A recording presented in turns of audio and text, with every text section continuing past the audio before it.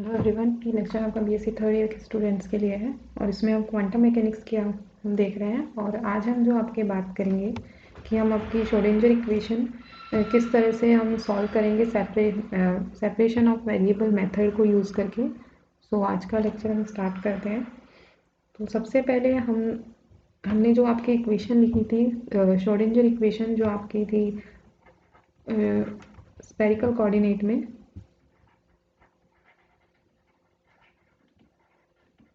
तो वो आपके पास क्या आई थी, 1/r² del upon del R square del psi upon del R plus 1/r² sine theta del upon del theta sine theta del upon del theta sine plus 1/r² sine square theta del 2 psi upon del phi square is equals to 0 sorry plus 2m h cut square e minus b psi is equals to 0। ये आपके पास Schrodinger equation आई थी। अब हम इसे किस method से solve करेंगे? हम यूज़ करेंगे सेपरेशन ऑफ वेरिएबल।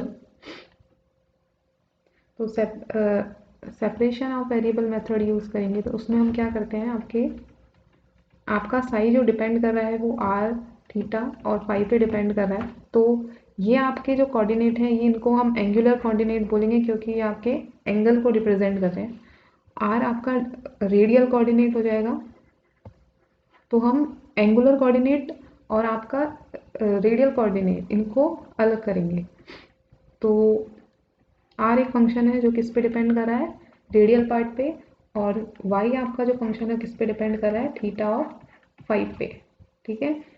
तो अगर आप del psi upon del R अगर आप निकालें तो देखिए ये पार्ट आपका आर पे डिपेंड नहीं कर रहा है, तो ये सीधा का सीधा आपके बाहर आ जाएगा। और जो आर पे डिपेंड कर रहा है उसको अपन del R upon R small R अपन लिख सकते हैं। इसी तरह से del psi upon del theta अगर हम निकालें तो आपका ये पार्ट थीटा पे डिपेंड नहीं कर रहा, तो ये बाहर आ जाएगा।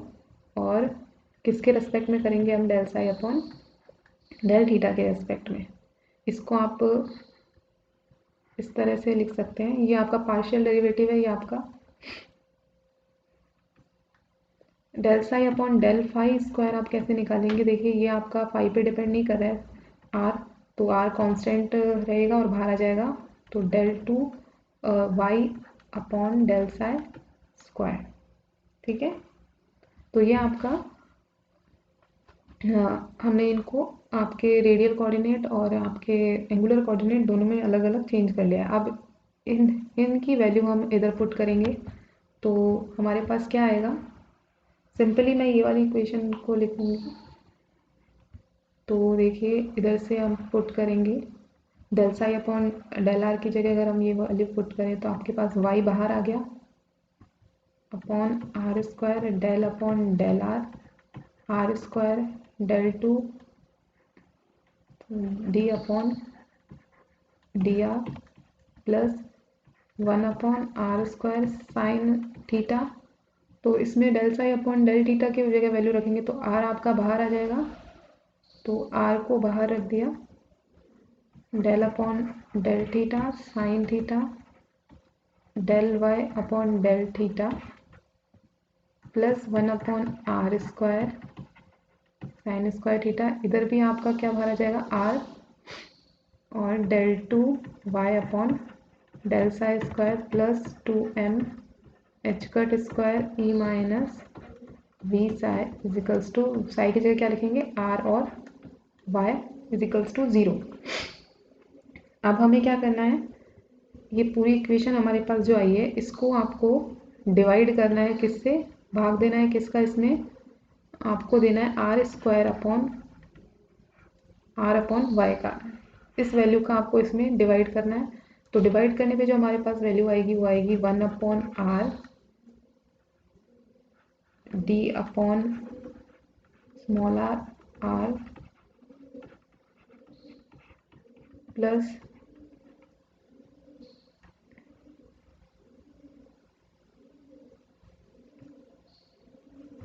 तो आपके पास जो वैल्यू आएगी वो आएगी 1/r D by D R small R square D upon D R 1/y sine theta del upon del theta sine theta del y del theta plus 1/sin square theta del 2 sine del theta plus 2m H cut square E minus V, psi की जगह हमने R Y लिखा था, तो R Y cancel हो जाएगा, इसकी जगह आएगा आपके पास आर स्क्वायर इक्वल्स टू 0। तो देखिए अगर आप देखेंगे ध्यान से तो ये वाली टर्म और ये वाली टर्म, सॉरी, ये दोनों टर्म में आपके सिर्फ किस पे डिपेंड कर रही है, आर पे, और जो ये दोनों टर्म है ये आपके किस पे डिपेंड कर रही है, सिर्फ थीटा, या फिर ये वाली टर्म आपके थीटा पे डिपेंड कर रही है, थीटा या फिर आपके साई पे। ठीक है, तो अब इन दोनों टर्म को हम एक साथ ले लेंगे और जो आपके थीटा और फाई पे डिपेंड कर रही है टर्म, इनको हम एक साथ ले लेंगे।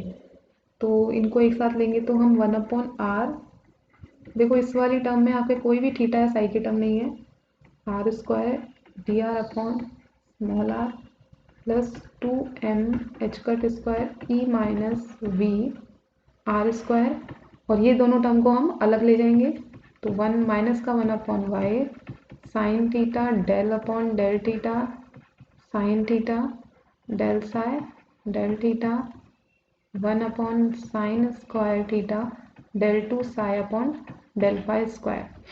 तो ये टर्म आपके आर पे डिपेंड कर रही है, ये टर्म आपके थीटा और इस पे डिपेंड कर रही है। ठीक है, तो इन दोनों, ये आपका लेफ्ट हैंड साइड है, ये आपकी राइट हैंड साइड, सॉरी ये आपकी लेफ्ट हैंड साइड है, ये आपकी राइट हैंड साइड है। तो इन दोनों को हम एक कांस्टेंट के इक्वल रख देंगे, तो वो कांस्टेंट आपका क्या होगा, ये दोनों क्योंकि इक्वल है तो ये एक सेम कांस्टेंट के बराबर होंगे, और वो कांस्टेंट की वैल्यू हमने ली है बीटा, तो इस वाले पार्ट को हम बीटा के बराबर रख देंगे।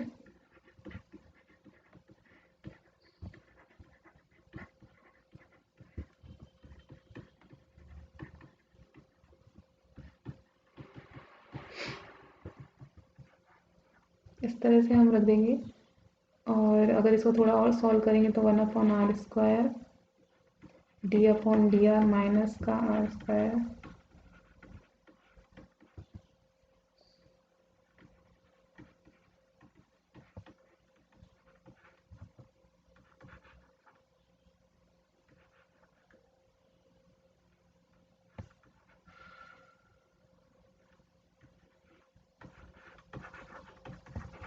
तो ये आपके पास एक इक्वेशन आ गई, इसको हम रेडियल इक्वेशन आपके बोलते हैं, रेडियल श्रोडिंगर इक्वेशन। ये आपका श्रोडिंगर इक्वेशन का रेडियल पार्ट है, क्योंकि आपके ये स्मॉल आर पे डिपेंड कर रहा है, इसलिए इसको हमने रेडियल पार्ट किया है। तो ये आपकी इक्वेशन 1 आ गई। इसी तरह से हम इस वाली इक्वेशन को भी आपका किसके बराबर रख देंगे, बीटा के बराबर रख देंगे। तो जो आपके पास एंगुलर पार्ट है, और इस वाले पार्ट को आप क्या बोलते हैं, एंगुलर पार्ट। तो अब हम क्या करेंगे, एंगुलर पार्ट को भी आपके एक कांस्टेंट के बराबर रख देंगे, और वो सेम कांस्टेंट होगा आपके बीटा, क्योंकि ये दोनों इक्वेशन आपके क्या थी, इक्वल थी। तो इसको आपके पास जो वैल्यू आई थी 1/y 1/sin theta del upon del theta और sin theta del y del theta 1/sin square theta del 2 psi del phi square is equals to beta. तो अगर इस वैल्यू को अगर हम इधर लेके जाएंगे तो आपके पास जो इक्वेशन बनेगी वो कुछ इस तरह से बनेगी, sine theta del psi del theta upon sine square theta del 2 psi phi square plus beta Y. तो ये आपके पास जो इक्वेशन आ गई है, इक्वेशन का एंगुलर पार्ट आ गया, को आपने इक्वेशन नंबर 2 दिया। तो ये इक्वेशन आपके किस पे डिपेंड कर रही है, थीटा और फाई पे। अब हम क्या करेंगे, सेम सेपरेशन ऑफ वेरिएबल आपका इस्तेमाल करेंगे, और थीटा वाली इक्वेशन को अलग रखेंगे, जैसे हमने पहले किया था, आर और थीटा और फाई को जब हमने अलग किया था, उसी तरह से आप थीटा वाली इक्वेशन को अलग रखेंगे और फाई इक्वेशन को आप अलग रखेंगे। तो जो आपका y कोऑर्डिनेट था वो किस पे डिपेंड कर रहा था, सॉरी y जो आपका फंक्शन था वो किस पे डिपेंड कर रहा था, थीटा और फाई पे। अब हम जो करेंगे, आपके एक अलग से फंक्शन ले लेंगे जो सिर्फ आपका किस पे डिपेंड कर रहा है, थीटा पे। तो इसका साइन कुछ इस तरह से लिया है हमने, ये फंक्शन है आपका किस पे डिपेंड कर रहा है, थीटा पे, और दूसरा फंक्शन है जिसको हम इस तरह से शो करेंगे साई, और ये किस पे डिपेंड कर रहा है, साई पे। अगर आप निकाले del psi upon del theta, तो थीटा पे डिपेंड कर रहा है, तो ये थीटा के रेस्पेक्ट में करेंगे, साई आपका बाहर आ जाएगा। इसी तरह से del Y upon del phi करेंगे तो थीटा वाला जो आपका इक्वेशन है वो बाहर आ जाएगा, और डी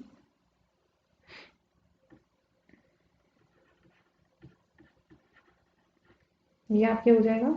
इधर तक क्लियर है।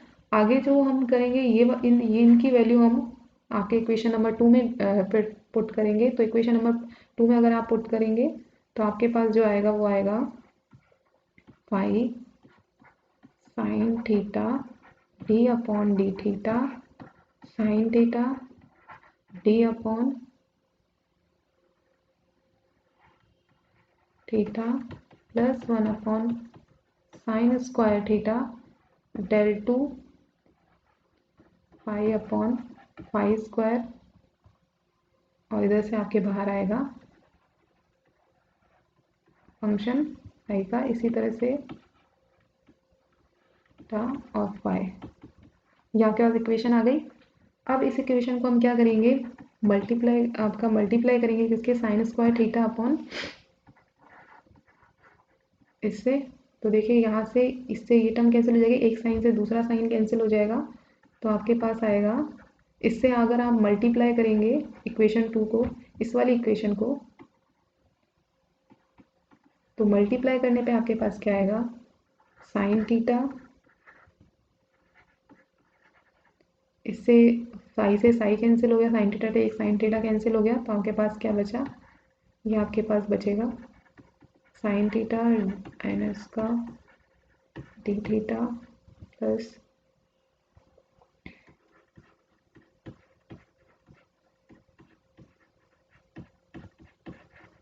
Beta sine square theta is equals to 0। ठीक है। तो अगर आप क्लियरली देखें तो आपके ये टर्म और ये टर्म, ये दोनों टर्म आपके डिपेंड कर रही है किस पे, थीटा पे। और यहाँ आपके 1 अपॉन साई आएगा, मल्टीप्लाई करेंगे तो आपके 1 अपॉन साई आपके टर्म आएगी। तो ये टर्म और ये टर्म आपके डिपेंड करिए थीटा पे, सिर्फ ये टर्म है जो आपके साई पे डिपेंड कर रही है। तो हमें सेम चीज़ करनी है कि थीटा वाले टर्म अलग कर लेंगे और आपके साई पे जो डिपेंड करिए वो टर्म को अलग कर लेंगे और दोनों को एक कांस्टेंट के बराबर कर लेंगे। तो सबसे पहले हमारे पास जो थीटा वाली इक्वेशन है, थीटा वाली इक्वेशन को हमने कांस्टेंट के बराबर रख लिया। तो कांस्टेंट है हमारा एम स्क्वायर,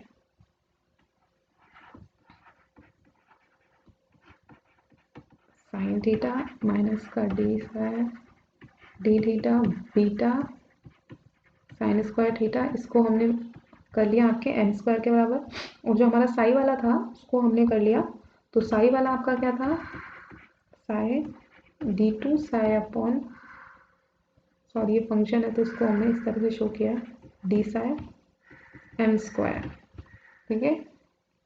तो इस तरह से आपकी ये इक्वेशन आ गई 3 और ये इक्वेशन आ गई 4। इसको थोड़ा और ढंग से लिखेंगे तो हम D two psi D phi, sorry ये स्क्वायर आएगा, plus M square psi is equals to 0। तो ये आपकी इक्वेशन है, ये इक्वेशन का एंगुलर इक्वेशन है, दोनों आपकी, ये एंगुलर पार्ट है। जो पहले हमने दिया था वो आपका रेडियल पार्ट है। तो सेपरेशन ऑफ वेरिएबल के थ्रू हमने 3 इक्वेशन आपके निकाली है, एक आपके आर पे डिपेंड करती है, एक आपकी थीटा पे डिपेंड कर रही है और एक आपके सिंपली साई पे डिपेंड कर रही है। अब इन इक्वेशंस का हमको क्या निकालना है, सॉल्यूशन निकालना है। तो रेडियल वेव इक्वेशन को हम बाद में सॉल्व करेंगे, सबसे पहले हम जो सबसे ईजी है आपका सॉल्यूशन निकालना, हम इस इक्वेशन का आपके सॉल्यूशन निकालेंगे। तो ये आपका पार्शियल इक्वेशन है, और पार्शियल इक्वेशन में ऐसी इक्वेशन आपने बहुत देखी होंगी, तो उनका सॉल्यूशन जो निकल के आता है वो मैं डायरेक्ट लिख रही हूँ। तो आपके पास साई की वैल्यू क्या आएगी, ए ई की पावर आयोटा एम साई। ठीक है। और m आपके पास यहाँ क्या आता है, 0 प्लस माइनस 1 प्लस माइनस 2। तो इस इक्वेशन का आपके पास जो सॉल्यूशन आएगा वो आएगा ए ई की पावर आयोटा एम साई। आपने मैथ्स में आपके इस तरह की पार्शियल डिफरेंशियल इक्वेशन जो आपका सॉल्यूशन देखते हैं, तो आपके पास उसका सॉल्यूशन एक कुछ इस तरह से आता है। ओके, अब इसको हम क्या करेंगे, आपके ए की वैल्यू हमें निकालनी है। ए यहाँ पे क्या है, कांस्टेंट है, तो ए की वैल्यू हमें, कांस्टेंट की वैल्यू किससे निकालनी है, तो हमारे पास एक नॉर्मलाइजेशन कंडीशन होती है। तो नॉर्मलाइजेशन कंडीशन के थ्रू हम क्या निकालेंगे, आपकी इसकी वैल्यू निकालेंगे। तो वो आपके क्या कहती है, साई, साई स्टार आपका जो होता है, इसको डिफ्रेंशिएट करेंगे और वो आपके पास क्या आना चाहिए, 1। साई आपके पास क्या था, एंगल था। ये अगर हम एक्स वाई जेड ले लें तो ये जो एंगल था आपके, ये आपका साई था। और ये वेरी कितना कर सकता है, 0 से 2 पाई। तो ये इसी प्लेन में आपके वेरी कर सकता है। तो इसकी वैल्यू जो लिखेंगे हम, 0 से 2 पाई, जो साई है ये आपका कहाँ से कहाँ तक चेंज होता है, 0 से 2 पाई। ओके, तो इसकी वैल्यू हम इसकी जो लिमिट आएगी वो आपके 0 से 2 पाई आएगी। तो साई की वैल्यू पुट कर देंगे और यहाँ से हम ए की वैल्यू निकाल लेंगे। तो पुट करेंगे तो आपके पास आएगा ए ई की power iota M psi plus A star E की power minus iota M psi D psi is equals to 1। तो यहाँ से ए आपका क्या है, रियल नंबर है, इसलिए ए स्टार आपके किसके बराबर हो जाएगा, ए के बराबर। और यहाँ से आपके पास आ जाएगा A square D psi is equals to 1। और इसको अगर हम सॉल्व करेंगे तो आपके पास आएगा A square 2 pi is equals to 1। यहाँ से ए की वैल्यू आपके पास आ जाएगी अंडर रूट 2 पाई। तो आपके पास जो सॉल्यूशन निकल के आएगा वो कुछ ये निकल के आएगा कि पावर आयोटा एम साई। तो जो साई, तो हमने इसका जो आइगन फंक्शन है वो हमने निकाल लिया है। इसको जो साई है इसको आप बोलते हैं एज्यूमेथल एंगल। ठीक है, इसी तरह से जो हम आगे सॉल्यूशन करेंगे वो आपके इस इक्वेशंस को हम सॉल्व करेंगे। तो ये थोड़ा डिफरेंट आपके कैलकुलेशन है, तो आपको हो सकता है समझने में थोड़ी दिक्कत है, लेकिन आपको थोड़ा पेशेंस रख के इसको समझना पड़ेगा। तो आज के लेक्चर में बस इतना ही। Thank you.